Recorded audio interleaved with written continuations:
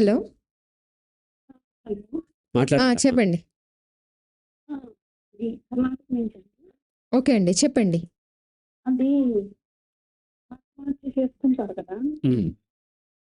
వాళ్ళకి అప్పటికప్పుడే అనిపిస్తుందా? ఎప్పటి నుంచో ఆ థాట్స్ వస్తా ఉంటాయి. ఉండడానికి చనిపోయారు. హ్మ్. ఓకే. ఓకే. అంటే 4 ఇయర్స్ అప్పుడు చనిపోయారు. ఓకే. నాకు ఎప్పుడు తెలుసుకోలేకపోయారు కదా ఇంట్లో. రైట్. అర్థమైందమ్మా. సో, ఆత్మహత్యలు రకరకాలుంటాయి. అంటే కొంతమంది ఈ ఎక్స్‌టర్నల్ ఫ్యాక్టర్స్ సమాజంలో ఉండేటువంటి ఇబ్బందులు తట్టుకోలేక, పరువు వీటి కోసం ఎక్కువ చూసేవాళ్ళు దీనికంటే చనిపోతేనే బెటరు అనుకుని ఒక కొన్ని రోజులు, ఒక వారము లేకపోతే 4 రోజుల ముందు నుంచి అనుకుని ప్లాన్ చేసుకొని చనిపోవచ్చు. హ్మ్. అలాగే కొంతమంది సైకలాజికల్ ప్రాబ్లమ్‌తో ఉన్నటువంటి స్ట్రెస్‌ని తట్టుకోలేక చేయొచ్చు.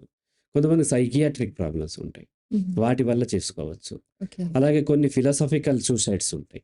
అంటే నేను కూడా చెప్తూ ఉంటాను. నేను బ్రతకలేనప్పుడు అవసరమైతే నేను సూసైడ్ చేసుకుంటాను అని.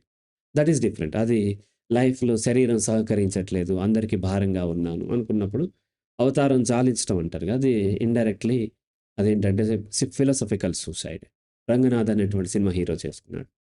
అది కూడా ఉండొచ్చు. కొంతమంది గొడవలు అవుతుంటే నేను సూసైడ్ చేసుకుంటాను బెదిరించి, బెదిరించి అలా ఎక్స్‌ట్రీమ్ అయిపోయి, కార్నర్ అయిపోయి కూడా చేసుకోవచ్చు. ఇలా రకరకాలు ఉంటాయి ఆత్మహత్యలు.